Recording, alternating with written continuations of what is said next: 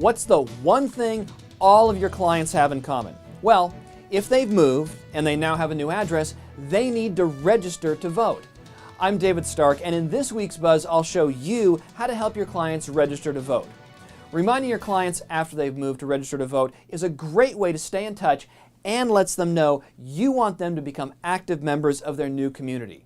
It's really easy to help them register. You can send them an email that includes this link to the California Secretary of State's website. Once on that website, it only takes a few minutes to complete the online form.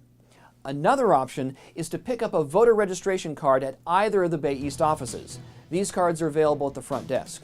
You can mail or hand deliver this card to your clients. Be sure to include a personal note, too. One more thing. While you're busy reminding your clients to register to vote, make sure you're registered to vote, too.